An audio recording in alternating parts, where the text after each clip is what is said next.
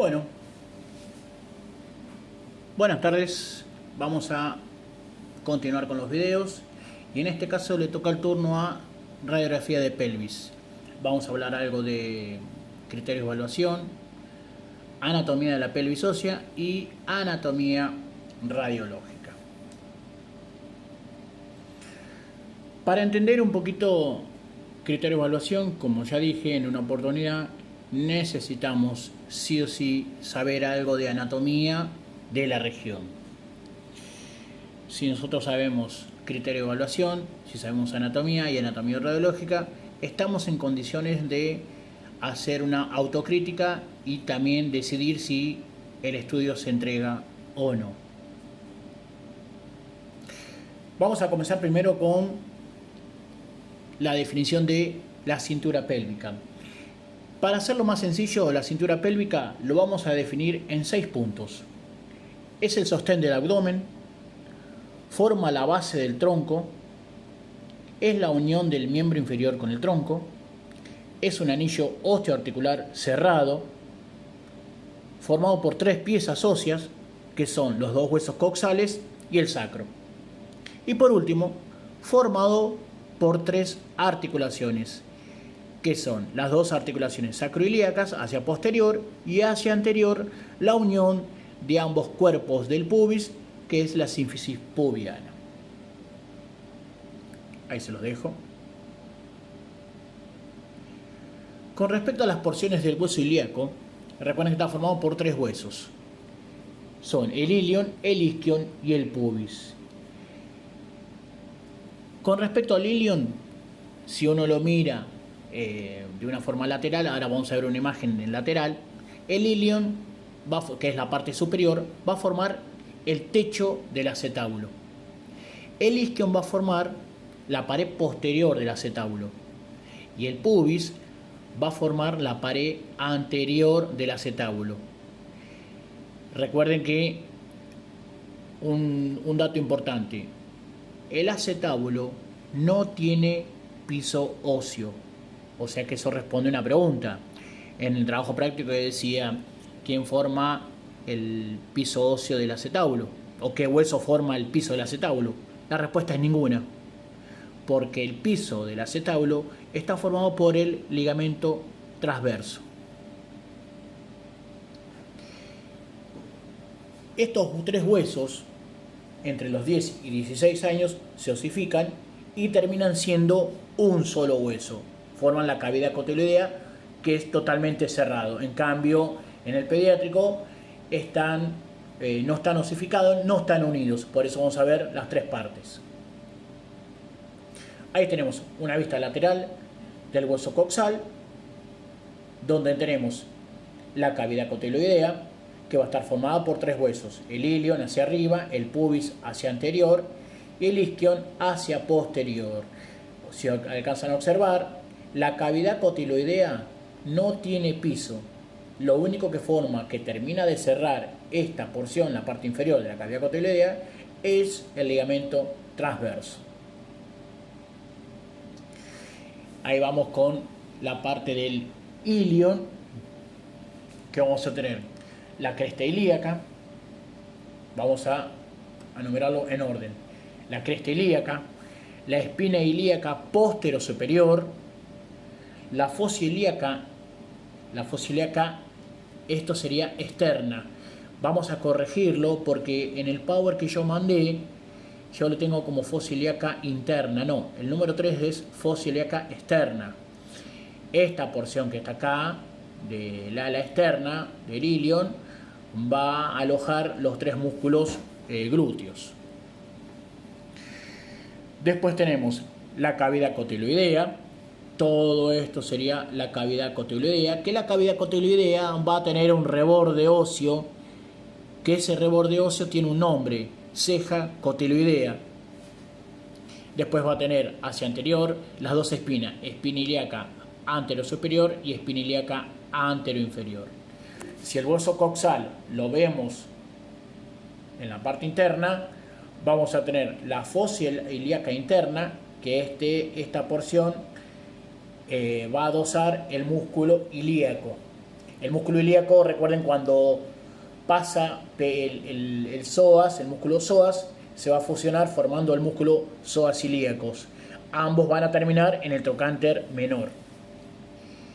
Después vamos a tener el número 9, que sería la cresta pectínea. Y la cresta pectínea, recuerden que nosotros lo vamos a utilizar como referencia para dividir topográficamente a la pelvis ósea. Vamos a ver esta parte que está acá, desde la punta del pubis, desde el cuerpo del pubis hasta la mitad de la cavidad cotiloidea, de la mitad de la articulación coxofemoral, se llama línea pectínea. De esa articulación coxofemoral hasta el promontorio, línea arqueada. Línea arqueada, línea pectínea. Las dos van a formar la línea nominada, que ya la vamos a nombrar. Y por último, vamos a tener en la parte posterior la carilla articular. Esta carilla articular del ilion va a articular con las alas del sacro. Ahí lo dejo todo. El 3 acá está modificado. Después voy a subir porque el power anterior decía fosa ilíaca interna, pero ya está arreglado. Vamos con el pubis. Con respecto al pubis, vamos a ver que va a tener, observen que está pintado en distinto color.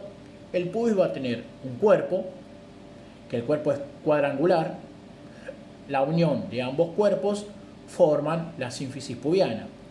Después voy a tener en amarillo la rama horizontal del pubis, y después voy a tener una rama que va hacia abajo, la que está en naranja, es la rama descendente del pubis. ¿Quedó claro? Vamos de nuevo. Vamos a tener el cuerpo del pubis, que es cuadrangular. La unión de los dos cuerpos forman la sínfisis pubiana. Después voy a tener la rama horizontal del pubis, y hacia abajo, recuerden que es descendente, el pubis baja, la rama descendente del pubis. Ahí marca el ángulo subpúbico. Debajo del cuerpo del pubis vamos a tener un ángulo. Ese ángulo se llama ángulo subpúbico. Recuerden que nosotros lo tomamos como referencia para diferenciar pelvis hombre o mujer, que ya vamos a llegar a eso. Ahí tenemos nuevamente la parte del pubis. Esta la 4, recuerden que era la rama, la línea pectínea, ¿sí? Línea pectínea, línea arqueada, ambas formaban la línea nominada. Ya que tenemos la rama horizontal, el cuerpo, y la rama descendente, que la rama descendente termina justito en la mitad del agujero obturador, justo en la mitad que hay una protuberancia, ahí termina la rama descendente del pubis.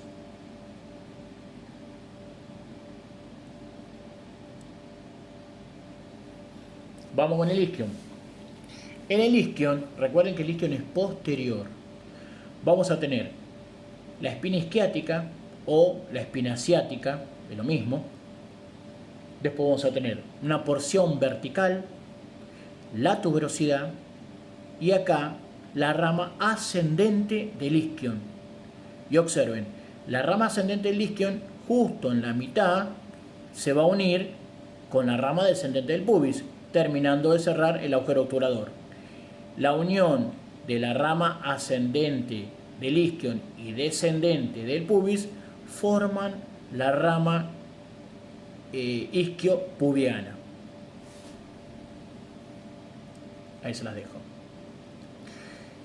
En una vista posterior, ahí tenemos estructuras del ilion y del isquion. Vamos a tener la espina ilíaca póstero superior. Vamos a tener inmediatamente entre las dos espinas ilíacas anterior, póstero superior y póstero inferior, vamos a tener una escotadura. Esta escotadura tiene un nombre de escotadura innominada. Seguimos las innominadas. Hasta ahora vimos tres líneas innominadas. Bueno, una en cráneo, otra en pelvis, y ahora esto sería la escotadura innominada.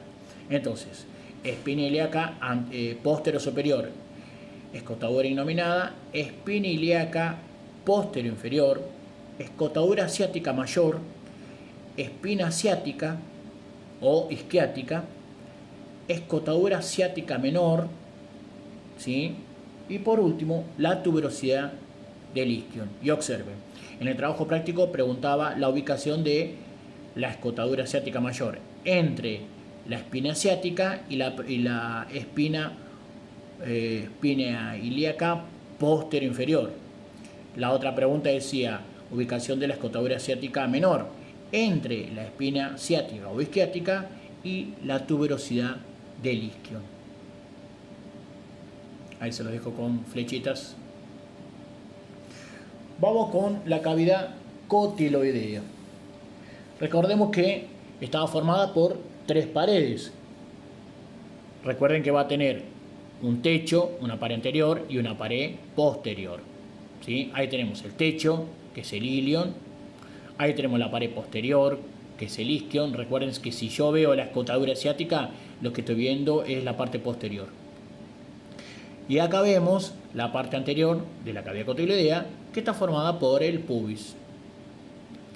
Vemos el piso. Recuerden que el piso no tiene estructura ósea. Lo que forma el piso de la cavidad cotiloidea es el ligamento transverso. Después dijimos que la cavidad cotiloidea va a tener un reborde, como un alerito. Ese reborde va a servir para inserción de estructuras, como por ejemplo, cuando hablemos de los medios de contención de la articulación, van a ver que se van a insertar en esta estructura rugosa, que es como el alero de la cavidad cotiloidea. Todo esto sería la cavidad cotiloidea, la parte ósea. Y observen, en el fondo de la cavidad cotiloidea, ¿sí?, solamente tengo el hueso ilíaco, nada más. Esta parte que está acá tiene un nombre: trasfondo de la cavidad cotiloidea. Para que tengan una idea de lo que es el trasfondo, es la región de la cavidad cotiloidea no articular. Es la única porción que no articula. ¿Qué hay en esa región, en el trasfondo? 2 cosas nada más: una almohadilla de grasa y el ligamento redondo. Nada más que eso. Es la región no articular de la articulación coxofemoral. ¿Quedó claro? Seguimos.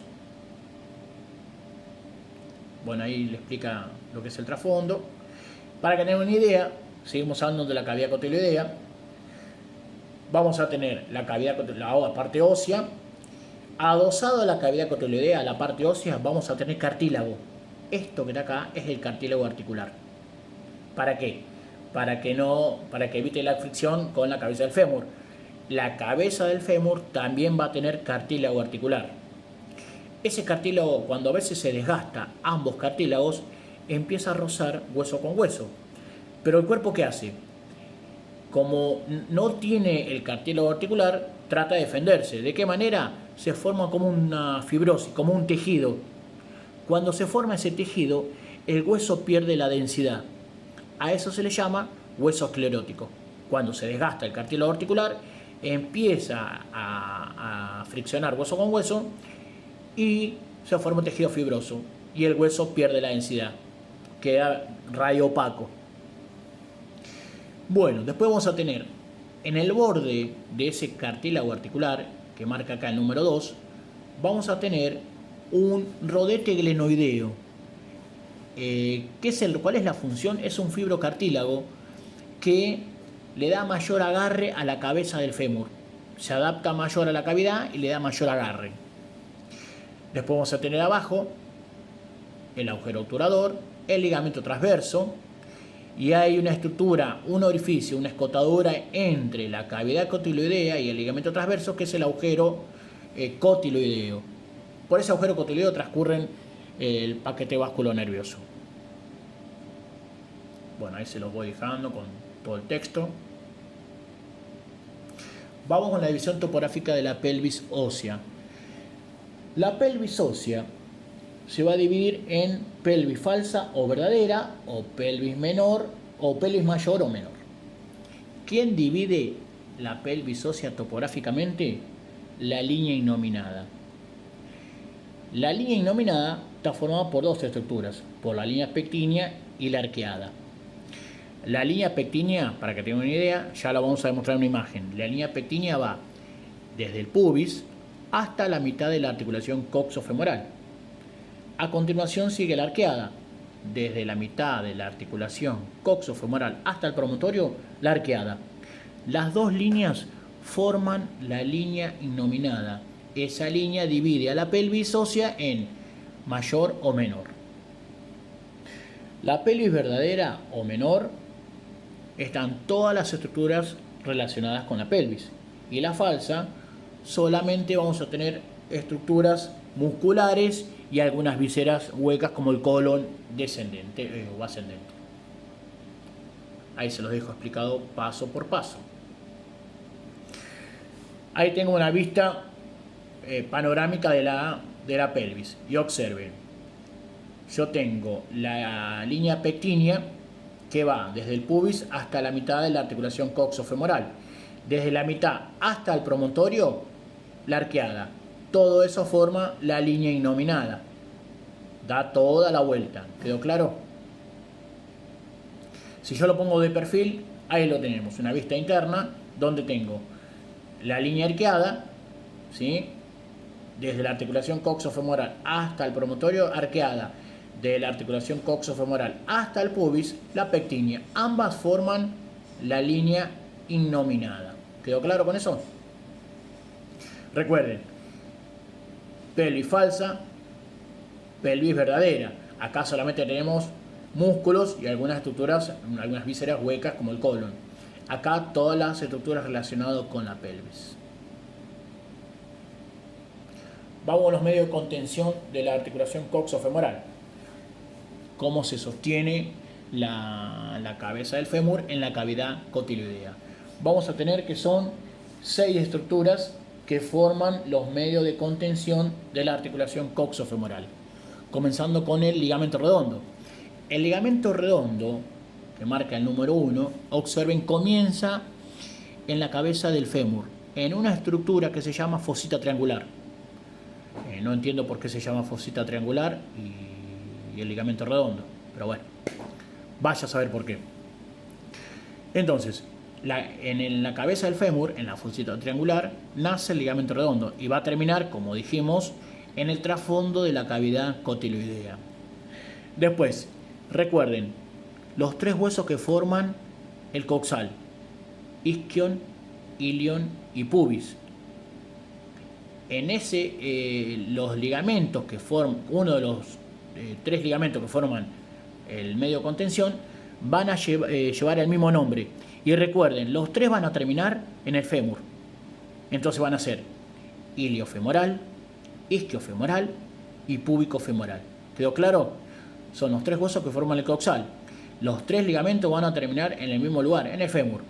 Y van a llevar el nombre de donde nacen y de donde terminan: isquiofemoral, iliofemoral, púbico-femoral. Después vamos a tener otro medio de contención, que es el ligamento recto-femoral. Tapizando todo lo que yo dije, vamos a tener la cápsula articular. Es una estructura que tapiza todo lo que dijimos. Ahí está. Tapizando todo lo que dijimos, la cápsula articular. Vamos con las diferencias entre una pelvis de hombre y mujer. Recuerden, 5 criterios, 5 estructuras que van a diferenciar entre una pelvis hombre y mujer. Lo más importante, ¿sí?, lo más notorio, es el ángulo subpúbico, que lo hemos nombrado.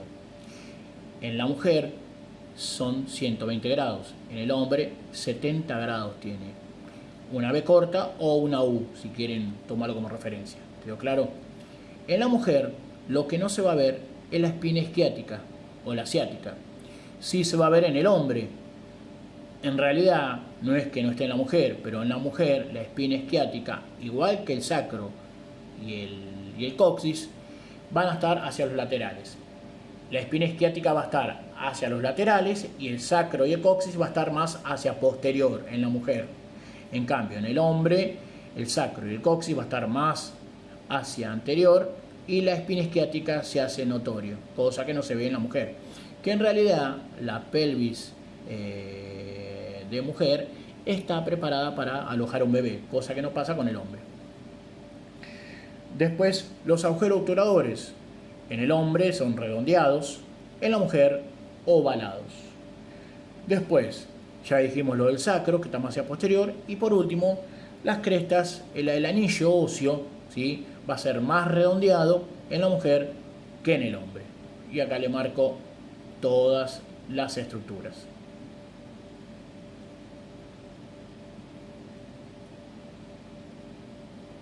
Continuamos. Criterios de evaluación. Ya más o menos teniendo una idea, un panorama de la anatomía de la pelvis, vamos a estar en condiciones de decidir si la placa que hemos realizado se entrega o no. Por empezar, las crestas tienen que estar niveladas. ¿Cómo hacemos para nivelar las crestas? Recuerden, cuando el paciente se acuesta de cúbito dorsal sobre la camilla, centramos el plano medio sagital con el plano medio de la mesa. Lo que hay que hacer es una mínima tracción. Con esa mínima tracción yo logro que el paciente quede recto. Nivelo las crestas ilíacas. Luego necesito nivelar los trocánter. ¿De qué manera nivelo los trocánter? Una pequeña aducción y junto la punta de los pies. Con eso nivelo los trocánter mayor. Después, recuerden, todas las estructuras que sean simétricas, bilaterales, tienen que ser simétricas. Ejemplo, trocánter menor, trocánter mayor, agujero obturador, articulación sacroilíaca. Todas las que son dobles tienen que estar simétricas. Después, el pubis, la pelvis tiene que estar centrada. ¿De qué manera? Yo tengo que hacer coincidir, para decir que está correctamente centrada, yo tengo que hacer coincidir el coxis con la sínfisis pubiana. Justo ahí. Acá se alcanza a ver en esta imagen, el pubis no está un poco rotado. De todas maneras, observen el trocánter menor, no están simétricos, hay una mínima rotación. Entonces, yo tengo que lograr que el eje del sacro y del coxis coincida con la sínfisis pubiana. Después, ¿qué me indica que tiene la técnica correcta?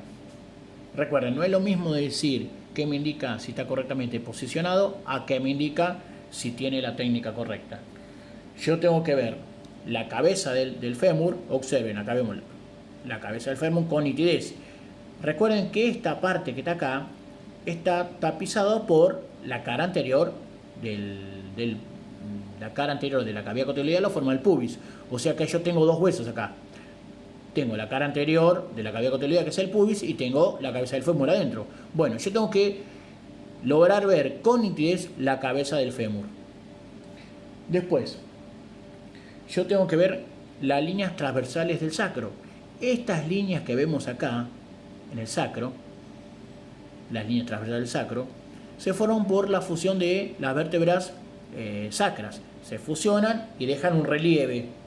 Ese relieve tiene un nombre: líneas transversales del sacro. Si yo logro ver con nitidez estas líneas transversales del sacro, significa que tiene buena técnica. La articulación sacroilíaca tiene que ser nítida, simétrica y nítida. Acá el paciente se ha rotado un poco y no son simétricas. Recuerden que hay patologías que borran la articulación sacroilíaca y borran las líneas transversales del sacro. El arco gótico. Observen, yo voy a tener la cavidad cotiloidea y encima voy a tener una estructura triangular que parece un gorrito a San Martín. ¿Lo ven acá? Bueno, esta es la parte más densa del hueso. La parte más densa del hueso coxal va a formar esta sombra que se llama arco gótico. Es la estructura que está encima de la cavidad cotiloidea. Si yo continúo hacia adentro, el arco gótico, van a ver que hay una estructura en forma de lágrima. Esta gota que está acá, esta sería la lágrima de Kohler. La lágrima de Kohler se forma por la cara interna de la cavidad cotiloidea y la línea isquiática. La parte interna es la línea isquiática y esta es la continuación de la cavidad cotiloidea. Eso forma la lágrima de Kohler. La lágrima de Kohler tiene que ser nítida y simétrica. Bien, después hay una línea que une ambos trocánter mayor. Yo tengo trocánter mayor, trocánter menor, unidos por una línea que se llama la línea intertrocanteria. En esa línea intertrocanteria se va a insertar la membrana articular. Recuerden que yo dije que el medio de contención era la última estructura que forma el medio de contención, era la membrana articular. Bueno, se va a articular, se va a insertar en la ceja cotiloidea y va a terminar en la línea intertrocanteria, tanto anterior como posterior. Esos son todos los criterios que indican una correcta pelvis. Bueno, ahí está. Nuevamente repito que debemos visualizar, si tiene la técnica correcta, las líneas transversales, ahí marcan en rojo, líneas transversales del sacro, superior, media, inferior. Son 3 líneas que se tienen que visualizar. El arco gótico, la cabeza del fémur, la lágrima de Kohler. ¿Sí? Ahí estamos viendo, si tiene buena técnica, qué es lo que se tiene que visualizar. Y otra cosa más, la línea intertrocanteria también y la articulación sacroiliaca con nitidez. Bueno, ahí le dejo anatomía radiológica para que estudien y repasen. Ahí se lo dejo con los nombres. Cuando estemos haciendo el parcial va a aparecer una imagen de esta y obviamente va a haber una letra o un número y ustedes me tienen que decir qué está marcando. Pero observen, es importante, es muy importante que la respuesta sea completa. ¿Quedó claro? Observen, el 1 está marcando el arco gótico izquierdo. Es importante que me digan si es izquierdo o derecho. Por eso yo se lo puse acá, izquierdo o derecho. ¿Quedó claro? Vamos con anatomía radiológica de la cadera. De cadera, en este caso izquierda, pero perfil. Ahí tenemos escotadura asiática mayor. Seguimos. La espina isquiática. Todo lo que vamos a hablar izquierdo. Agujero obturador. La rama iliopubiana. Esa es la rama isquiopubiana. Ahí tenemos la cavidad cotiloidea, el arco gótico, todo izquierdo, ¿sí? La lágrima de Kohler, trocánter menor, trocánter mayor, trocánter menor. Recuerden que uno de los criterios de cadera perfil dice que el trocánter menor en la porción inferior y medial del fémur. Ahí tenemos el cuello anatómico, ese es el cuello quirúrgico. Por delante, por encima de la línea intertrocanteria, cuello anatómico. Por debajo de la línea intertrocanteria, cuello quirúrgico. La línea intertrocanteria, ahí tenemos el cuerpo del pubis. Y ahí tenemos la línea isquiática. Bueno, ahí tenemos los criterios de evaluación de cadera perfil, la vista panorámica de la cabeza, cuello, trocánter y acetábulo en axial. El trocánter, como dijimos recién, se debe proyectar en el lado medial del fémur. Y recuerden, todas las estructuras dobles tienen que estar simétricas. Ahí tenemos una cadera perfil mostrando estructuras dobles simétricas. Bueno, ahí vemos lo normal arriba, lo anormal abajo. Si usted tiene que describir lo anormal, van a decir, en lugar de decir una fractura, ¿sí? Una falta de continuidad de la rama iliopubiana. ¿Quedó claro?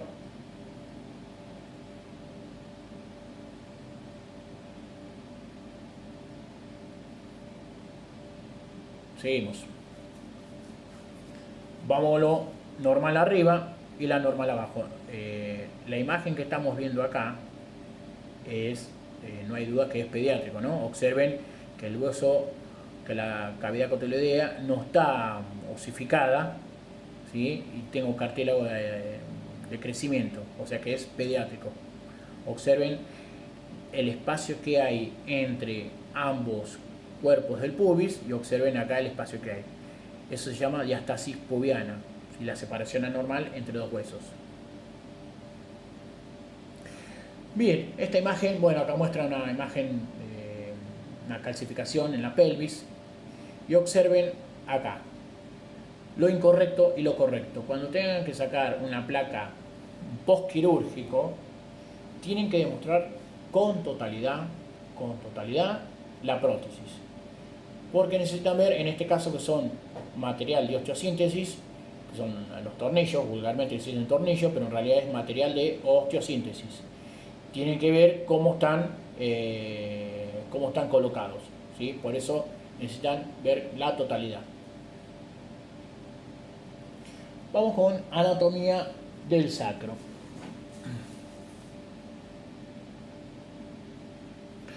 Las partes del sacro. Recuerden que las partes del sacro son una cara anterior, una cara posterior, la base, una porción lateral y un vértice.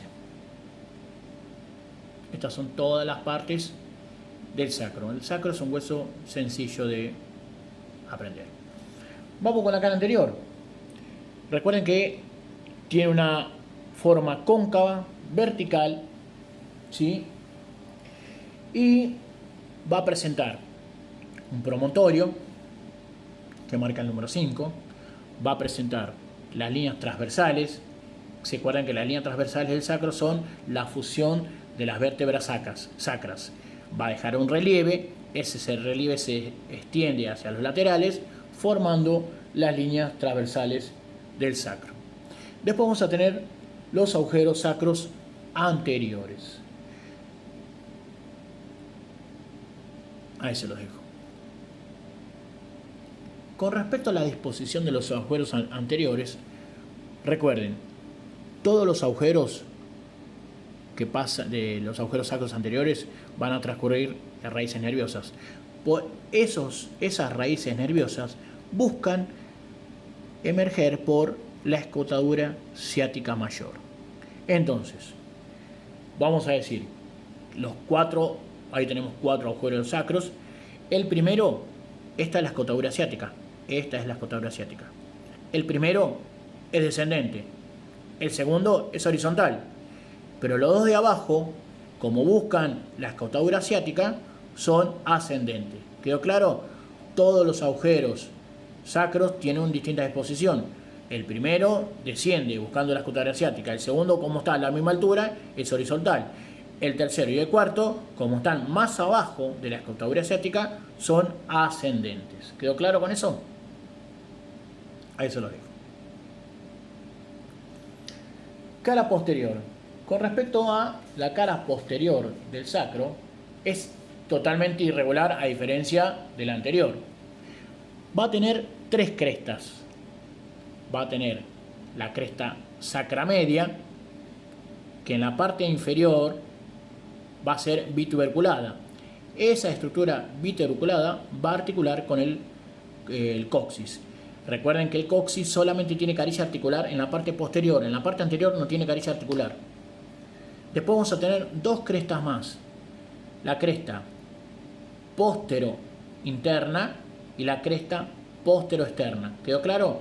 Repito, son 3 crestas. Cresta sacramedia. Después tenemos el número 4 que marca la cresta postero-interna y el número 5 la cresta o protuberancia postero-externa. Entre medio de las 2 crestas postero-interna y postero-externa se encuentran los agujeros sacros posteriores.